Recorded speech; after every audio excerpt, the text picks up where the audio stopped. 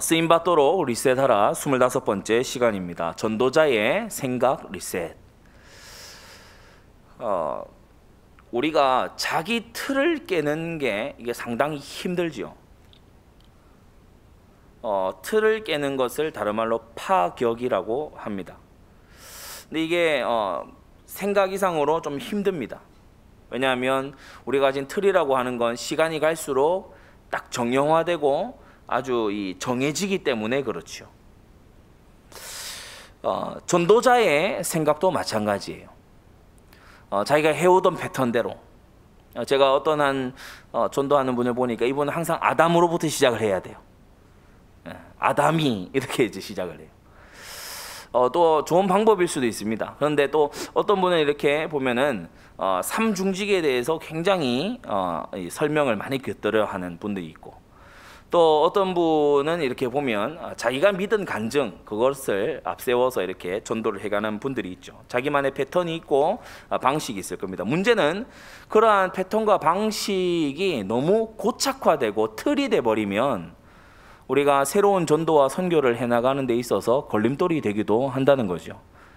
오늘 사도행전 16장에서는 바울이 어떻게 자기의 이전의 전도의 스타일과 틀들을 깨고 새로운 지금 전도를 하고 있는지 그것을 우리에게 보여줍니다. 그래서 오늘 바울이 했던 그 리셋을 우리가 본받아서 우리 또한 전도자로서 생각을 리셋할 수 있도록 오늘 세 가지 크게 말씀을 받고자 합니다. 첫째, 바울은 현장에 대한 생각을 지금 다시 세팅하고 있어요. 이게 무슨 말이냐 하면 앞서 16장에서 우리가 봤었던 이 한 마게도냐 한 사람, 그것을 이 바울이 환상을 보고서 주께서 부르시는 줄로 인정하고 아시아 대신 마게도냐로 간 거 아닙니까? 동쪽 대신 서쪽으로 간 겁니다. 근데 현장에 대해서 생각이 많이 리셋이 됐다. 그건 무슨 말인가 하면은 이전에 이 시칠리아 섬, 그러니까 그 이제 그 바나바의 고향이죠. 그 섬에 갔을 때에는 섬에 내린 그 항구 도시부터 쭉 전도하면서 전도 여정을 갔습니다. 근데 오늘 우리가 6절에 11절에 보게 되면 배로 떠나 사모드라게로 직행했다. 이곳이 항구 도시거든요. 근데 이튿날 바로 네아폴리로 건너갑니다. 무슨 말인가 하면 지체하지 않고 항구 도시를 떠난 거예요. 그러면서 네아폴리로 와서 거기서도 머물지 않고 곧 빌립보에 이르렀다고 했습니다. 그래서 현장에 대해서 이 바울이 지금 보면 거침없이 지나가는 곳이 있고 수일을 머무르는 곳이 있어요. 근데 표면적으로는 바울이 마음대로 한 것처럼 보이지만 여기에는 몇 가지 이유가 있습니다. 사모드라게나 네아폴리에 비해서 빌립보가 큰 도시였고요. 사모드라게나 네아폴리를 거쳐야 하지만 결국 12절에 말씀한 대로 마게도냐 지경으로 들어가기 위한 첫 관문 도시가 바로 이 빌립보 성이었죠. 빌립보 성은 로마의 식민지다. 무슨 말이냐? 여러 민족들이 와서 머무는 그와 같은 국제도시의 모양이 강했습니다. 그래서 바울은 마게도냐 이렇게 했을 때 처음부터 빌립보를 염두에 두고 빌립보를 향해서 전진했다 이렇게 보여지죠. 이것은 바울이 이전에 했던 바나바와 함께 했던 현장 전도와 사뭇 다른 모습입니다. 이전에 바나바와 이 길을 나섰을 때에는 모든 현장을 훑고 지나가는 방식이었어요.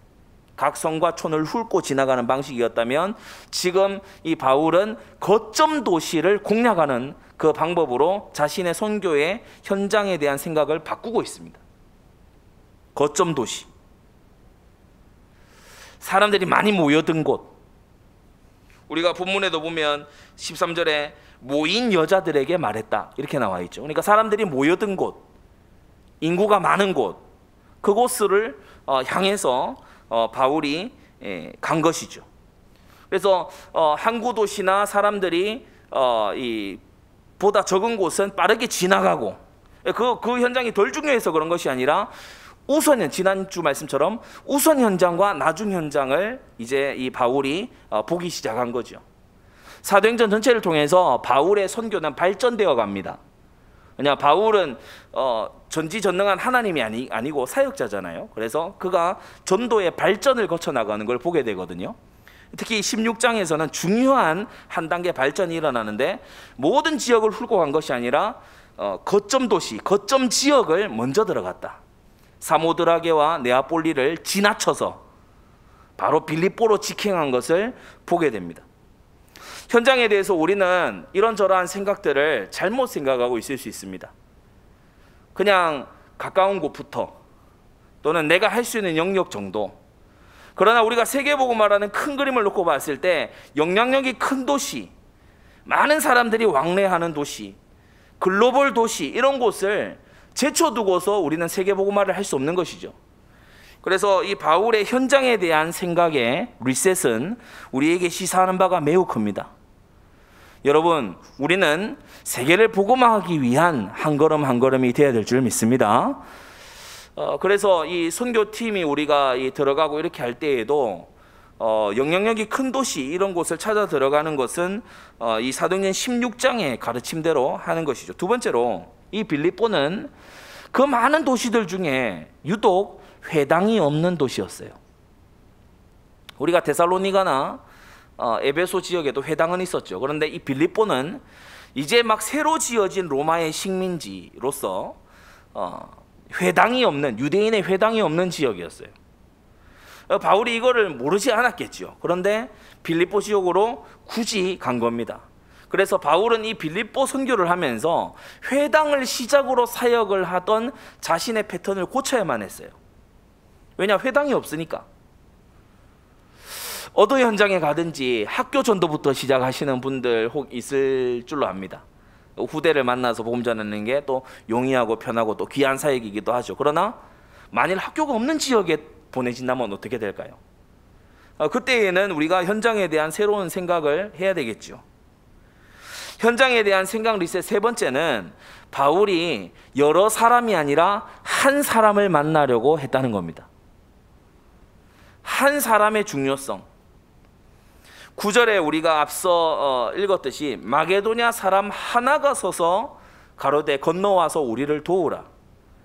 바울이 이것을 주님의 마음으로 알고 큰 도시로 들어갔고 영향이 큰 도시로 갔지만, 동시에 아주 역설적이게도 그 큰 도시, 그 많은 사람 가운데 바로 하나님이 나를 불러 마게도냐로 오게 하신 그 한 사람을 찾고자 했던 거예요. 그래서 이후에 이 마게도냐 선교 전체, 빌립보와 데살로니가와 고린도, 이 모든 선교를 보게 되면 한 사람을 바울이 중요하게 찾고 확립하는 걸 보게 됩니다. 좀 과하다 할 정도로 감옥에서 갇혀서 이제 돌아 나온 다음에 루디아의 집에 다시 가요. 그러니까 좀 과하다 할 정도로 한 사람에게 굉장히 열과 성의를 쏟아붓는 걸 보게 됩니다. 현장에 대한 생각 리셋이죠. 우리는 큰 도시 보다도 내가 있는 곳에 자잘하게 그렇게 생각할 수 있잖아요. 또는 많은 사람에게 그렇게 생각할 수 있는데 한 사람, 이거 생각하기가 어렵거든요. 바울은 많은 것에 지금 생각의 리셋을 하나님의 인도를 받으면서 하고 있습니다. 생각이 고쳐지고 있는 거예요. 그래서 빌립보 선교를 보게 되면 앞서 그가 했던 선교와 사뭇 다른 지점들이 많습니다. 그게 특별히 큰 두 번째로 대상에 대한 생각이 바뀌었다는 거예요. 그 이전 선교 13장, 14장 선교는 어땠습니까? 가서 총독 만나고, 그죠? 높은 고관대장 만나고, 그리고 회당의 회당장 만나고, 지식인 만나고, 그렇게 했어요. 그런데 오늘 이 16장에 보니까 기도처가 있는가 하여 나가다가 13절에 문밖 강가에 나가서 거기 앉아 모인 여자들에게 말했다, 이렇게 말합니다. 여러분, 이때 당시는 21세기가 아니고 지금 1세기입니다. 여성에 대한 여러 가지 이 생각들이 많이 오늘날과 같지 않은 그런 시기죠. 강가에 모인 여자들에게 다가가서 말하는 남자 무리가 있다. 그건요, 굉장히 이상한 풍경입니다. 강가에 이들이 또 왜 왔겠습니까? 여자들이 모여서 강가에 올 일은 거의 하나밖에 없죠. 빨래하러. 근데 그곳에 이제 바울이 실라 디모데와 함께 간 겁니다. 강가에 모인 여자들에게 갔다. 회당이 없으면 회당과 비슷한 서원이나 다른 어떤 곳을 찾은 게 아니라 강가에 모인 여자들에게 갔다. 이게요, 얼마나 전도 대상에 대한 생각이 완전히 리셋되었는가 우리는 좀 생각해 봐야 돼요. 그 당시 그리스 로마 문화에 따르면 여성들과는 이성적인 대화를, 합리성을 가진 대화를 할 수 없다, 이렇게 그리스 철학자들이 대놓고 얘기하는 시절이었어요. 왜 고대 그리스에서 동성애가 남발되고 그랬냐? 여성은 진정한 이 어떤 이데알을 가진 그 사귐을 할 수 없다, 동물과 다름없다, 이렇게 생각했기 때문에 이 남성들이 그런 어떤 잘못된 생각을 가지고 있었죠. 똑같이 하나님의 형상인데 그런 걸 가지고 있었기 때문에 여성들과 진지한 철학적인 얘기를 한다, 말이 안 되는 얘기였어요. 고대 그리스 로마의 여성 철학자 아는 분 있습니까? 없잖아요. 그러니까 이 여성들에게 교육도 안 하고 철학적인 대화도 이들에게는 안 하고 인생에 대한 질문 이런 건 대기를 전혀 안 하던 시절이에요. 그때에 강가에 모인 여성들에게 나아가서 복음을 전하고 하나님 말씀을 전한 이것이 얼마나 생각의 리셋의 결과였겠습니까? 하나님의 형상인 저들도 구원받아야 한다. 저 여성들도 복음을 들어야 한다. 주님께서 모든 민족에게 온천하에 하나님이며 만민에게라고 하실 때 여성을 제외시키지 않으셨다. 바울은 그와 같은 깨어있는 생각으로 이 여성들에게 복음을 전한 것입니다. 더 나아가서 여기서 하나님의 섭리를 보게 되는데 14절에 두아디라 성의 자주장사, 우리가 요한계시록에 두아디라 교회가 나오죠. 근데 그 두아디라 교회는 어디 있는 교회라고 합니까? 아시아에 있는 7교회 중에 하나입니다. 오호, 지금 마게도냐로 왔어요. 그런데 아시아에 원래 바울이 가려고 경영했던 그 아시아에 있는 두아디라라고 하는 성에 있는 자주장사가 지금 빌립보에 어쩐 일인지 온 거예요. 빌립보가 고향은 아니에요. 근데 보면은 자주장사로서 얼마나 성공을 했는지 빌립보에 집도 있죠. 근데 빌립보 출신은 아니에요. 본문에 따르면 두아디라 출신이에요. 두아디라 성의 자주장사인 이 루디아가 아시아 지역이죠. 해협을 건너서, 바다를 건너서 이 빌립보 지역에 오게 된 겁니다. 마침 바울을 만나게 됐죠. 마게도냐를 살리기 위해서 아시아에 대한 선교를 접고 아시아로 가지 않고 마게도냐로 왔는데 아시아 사람을 만난 거예요.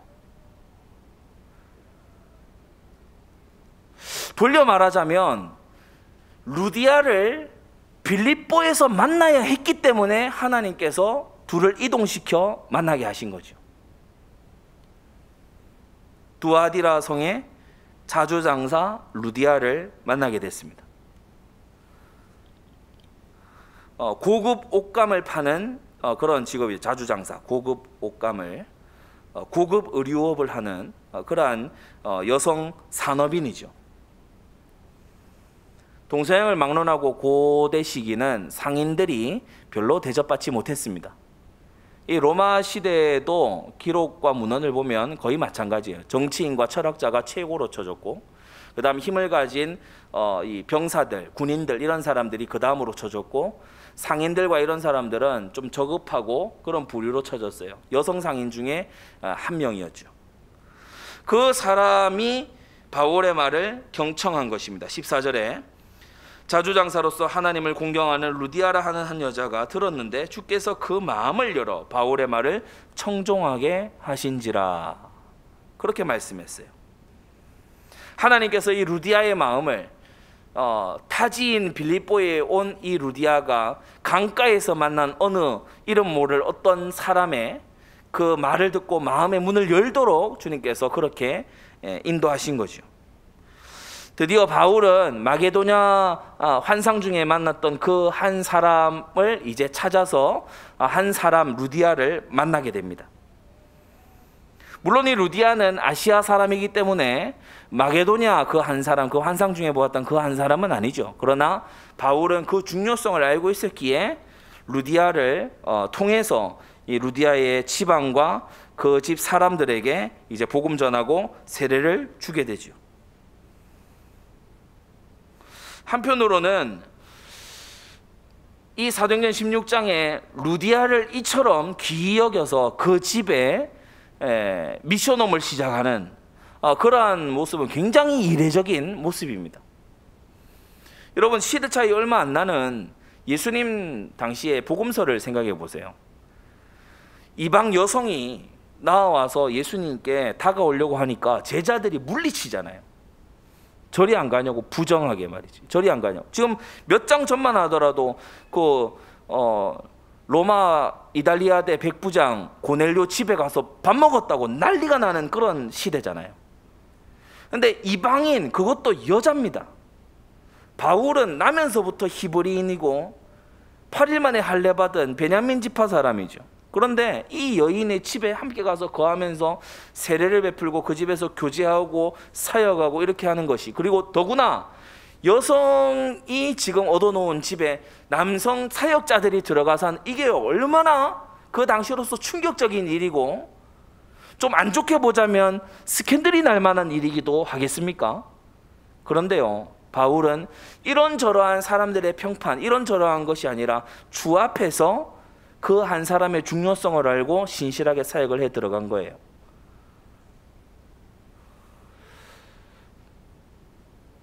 중간에 멈추고 중단할 수 있는 요소들이 이 본문에는 굉장히 많습니다. 회당에 가서 고상한 사람들, 성경 아는 사람들 전도해야지 무슨 강가에 빨래하는 아줌마들한테 가냐, 중단할 수 있고요. 루디아라고 하는 자주장사를 만나서 저 상인 만나서 우리가 뭘 하려고, 중단할 수 있고요. 뭐 믿고 세례를 받고 싶어 해?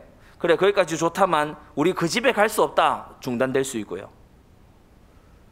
중단될 수 있는 요소가 엄청나게 많이 있는데 하나님께서는 왜 하필 루디아의 마음을 열어서 바울에게 청종하게 하고 강권하여 15절 있게 하고 이렇게 주님께서 역사하시는가? 앞으로 일어나게 될, 또 일어나야 될, 이제 몇 장 뒤면은 브리스길라가 나옵니다. 역시나 여성 제자죠. 좀 더 뒤에 가면 우리가 로마서 16장에 베베라고 하는 이 갱그레아 교회의 아주 핵심 일꾼들, 여성 중직자가 나옵니다. 그런 일꾼들을 앞으로요 많이 길러내야 되기 때문에 바울은 자신의 틀을 깨고 나와야 돼요.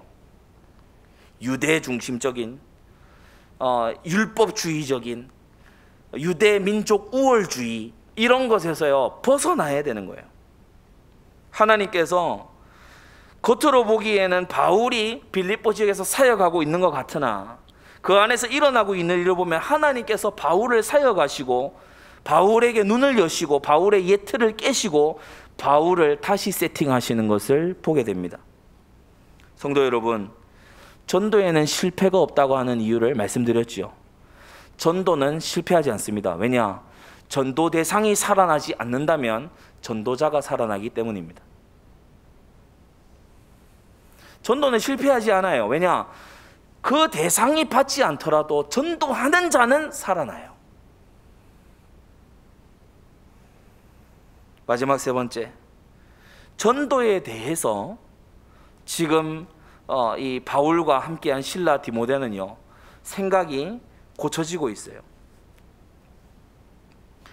사모드락의 네아폴리 그리고 빌립보에 이르러서 수일간 이들은 두문불출하고 누구도 만나거나 어디를 향해 가서 강론하거나 그러지 않았어요.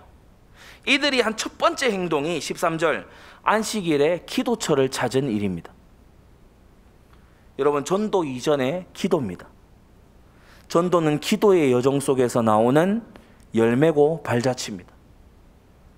자연스럽게 열리는 것이고 성령께서는 기도처를 찾는 그 마음, 하나님과 교통하고자 하는 마음, 이 빌립보 지역에 두고 계신 하나님의 계획을 알고자 하는 마음, 주님께 응답을 구하는 그 마음을 전도자의 마음으로 세팅하신 후에 사명자 루디아를 만나게 하시더라는 거예요.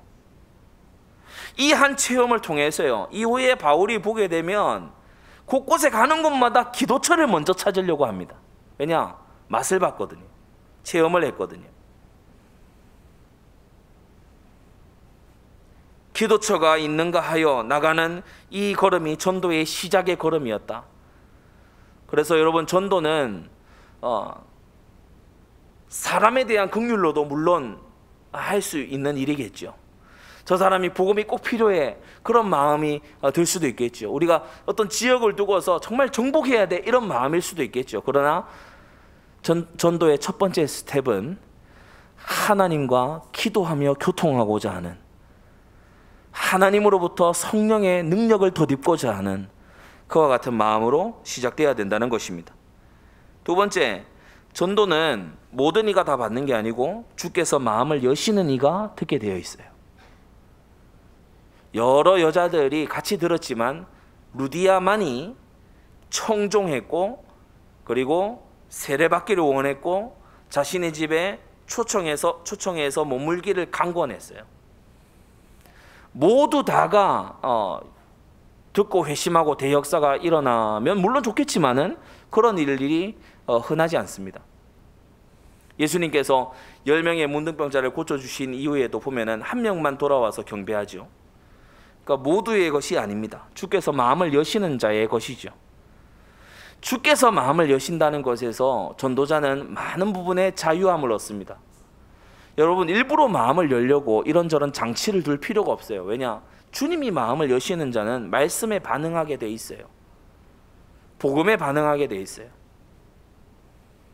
그리고 전도에 대한 생각 리셋입니다. 뭐냐?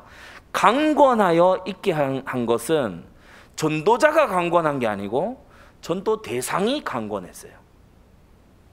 우리는 주로 가서 전도 현장에서 우리가 강권하잖아요. 이렇게 해야 돼, 강권하잖아요. 그런데 되어지는 전도를 보게 되면 전도 대상이 나서서 강권하고 갈급해하고 나서서 충성하는 것을 보게 됩니다.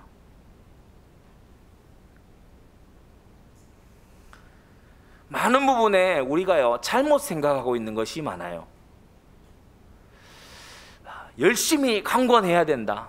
물론 성경에 그런 구절이 있습니다. 강권하여 내 집을 채우라, 이런 구절이 있습니다만은, 우리가 오늘 빌립보 선교를 가만히 들여다보면서 특별히 우리가 주안점을 두고 놓치지 말아야 되는 게 뭐냐면, 이 빌립보 선교를 통해 하나님께서 바울을 만들어가고 계시다는 거예요.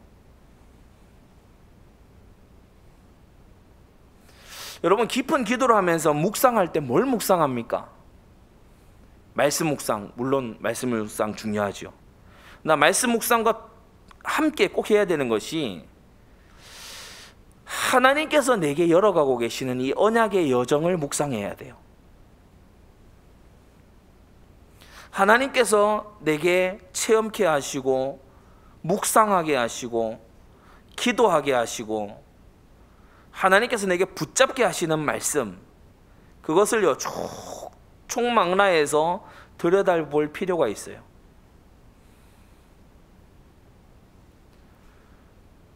우리는 너무 가벼운 시각의 시대에 살고 있죠. 여러분의 손에 놓인 스마트폰, 생각의 깊이를 굉장히 얕게 만듭니다. 우리 현대인들은 스크린의 문화에 너무 익숙해져 있기 때문에 바로바로 바뀌고 바로바로 보여주는 이것에 익숙해져 있기 때문에 깊이 묵상하는 것에 굉장히 허약합니다. 그러나 여러분, 성경에 지난날을 돌아 회상하고 묵상하여 보라는 특별한 신명기와 같은 성경이 이전에 있었던 모든 역사를 다시 쓴 거예요. 그런 성경이 한 권으로 독보적으로 들어있다는 것에 여러분, 우리가 좀 주의해야 됩니다. 하나님은 지난 날들을 잊어버리라고 주신 게 아니에요. 때때로 우리가 그럴 때가 있잖아요. 고통스러운 경험, 안 좋은 기억 이런 거 나 잊어버리고 싶다. 근데 하나님께서 잊어버리고 갖다 버리라고 주신 과거가 아니거든요. 주님이 인도하시는 그 발자취를 쭉 읽어야 돼요. 이삭처럼 내가 지금 어디로 나아가고 있는지, 이러한 경험들이 이제 장래 사역의 어떤 발판이 될 것인지, 반복되는 어떤 문제와 위기 속에서 하나님이 내게 원하시는 내가 고쳐야 될 점은 무엇인지. 그래서 사도행전은 사실 이 누가의 기록 아닙니까? 바울의 조력자인 누가의 기록이잖아요. 그런데 바울의 어떤 자기 묵상 이런 말들이 많이 드러나 있지 않지만 사도행전을 자세히 뜯어서 보게 되면 바울이 자기 자신을 계속해서 넘어서고 있는 걸 보게 됩니다. 계속해서 바울은 자기 자신을 넘어서고 있어요. 이따 나중에 나옵니다만 빌립보 감옥에 들어갔을 때 로마 시민권을 내놓지 않는 이 바울의 모습이 굉장히 아이러니하잖아요. 바로 나올 수 있는데, 바로 풀릴 수 있는데 바울이 깜빡한 게 아니거든요. 그런데 그러한 여러 이 배경 속에서 여러분이 사도행전을요, 제가 설명드리는 것을 여러분 한번 들어보세요. 이 빌립보 선교는 바울 자신이 전도자로서 한 단계 업그레이드 되는 선교였어요. 이후의 모든 선교의 여정에 이 빌립보 스타일이 이 영향을 미칩니다. 기도처를 먼저 찾고요, 여성 제자에게 특히 주목하고요, 그러면서 한 사람을 찾는 그 선교를 바울이 이 빌립보 이후로부터 계속해서 깊이 더해가는 모습을 보게 돼요. 그래서 성도 여러분, 우리가 단지 빌립보에는 루디아가 있었다, 데살로니가에 야손이 있었다, 또 고린도에는 브리스길라 아굴라를 이렇게 만나게 해주셨다, 이걸 이름만 달달 외우고 이런 것이 아니라 우리에게도 지금 말씀을 여러분이 듣고 계시는 이 서울의 길동의 현장, 또 함께 말씀을 듣고 있는 구미의 오태동의 현장이라든지, 또 우리 각 지교회에 여러분이 놓여 있는 현장이 있을 겁니다. 그곳에 여러분이 여리고 기도를 하면서 현장을 아마 볼 거고 기도처를 찾을 거고, 그 가운데 오며 가며 일어나는 우연을 가장한 하나님의 필연적인 만남이 있을 겁니다. 그 만남과 부딪힘과 갈등과 사건들 속에서 하나님이 우리를 전도자 훈련을 시키시는 거예요.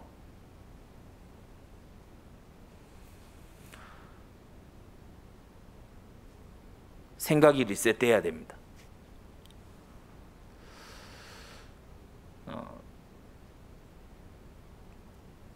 세계복음화를 할 수 있게끔 너무 소시민으로 살고 소소한 행복을 찾아 살다가 세계복음화하고 일천지교에 세우는 교회를 만났단 말이에요. 그러니까 이게 자라가져야 되죠.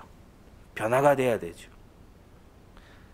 비유하자면 애굽 땅에서요, 벽돌 이거 구워가지고 옆에 이거 마감재 돼서 벽돌 쌓는 거 요거 한 파트에 서서 그것만 오른손 왼손 이거 하던 사람이 이제 광야 지나가서 저기 그 30개가 넘는 도시 왕국의 왕들의 군대하고 싸워야 된단 말이에요. 바뀌어야죠. 벽돌 굽던 그 손이면 안 됩니다. 이제 바뀌어야 돼요. 5대 제사별로 할 줄 알아야 되고, 절기 무엇인가 이해하고 가르칠 수 있어야 되고, 가나안 땅 들어가서 실제 전투하고 성령인도 받으면서 해나갈 수 있어야 되고, 분배받은 땅에 우상을 척결하고 하나님의 나라를 세워나갈 수 있어야 되고, 여러 가지 새로 요구되는 이 사안들이 있죠. 하나님은 우리를 기르시는 목자입니다. 여러분, 이번 한 주간 여러분에게 주시는 만남이 있을 겁니다. 여러분에게 주시는 의외의 상황도 있겠지요. 그 안에 전도 훈련 잘 받게 되시기를 바랍니다. 기도하겠습니다. 거룩하신 하나님 아버지, 마게도냐 한 사람을 환상 중에 보여주신 연후에 빌립보로 직행하여 그곳에 수일간 머무르며 회당 없는 그 땅으로 주님이 인도하여 들이셔서 이제 본격적인 이방인 선교를 어떻게 해야 할 것인지, 바울이 가지고 있었던 모든 예틀을 뛰어넘도록 루디아를 만나게 하시고 강가에 모인 여인들에게 나아가게 하시고 그 루디아의 집에 들어가 그 권속들에게 복음을 증거하게 하신 주님의 그 역사를 보며 우리 자신도 깨어나게 되기를 원합니다. 하나님 아버지, 우리를 통하여 복음이 확산되되 이전에 우리의 옛 틀대로가 아니라 주님께서 세계복음화 하시기에 합당한 그러한 새 틀로 우리를 무장시켜 주시옵소서. 하나님께서 원하시는 전도와 선교의 열매를 남기도록 우리 자신을 뛰어넘게 하시고 나의 고질적인 스타일들을 넘어서고 하나님의 소원을 이루는 주님의 사람들 되도록 은혜 내려 주시옵소서.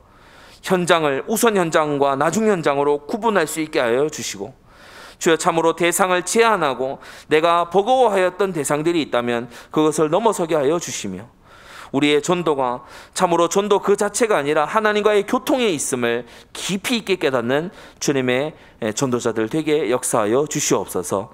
우리 주 예수 그리스도의 이름으로 기도드리옵나이다. 아멘.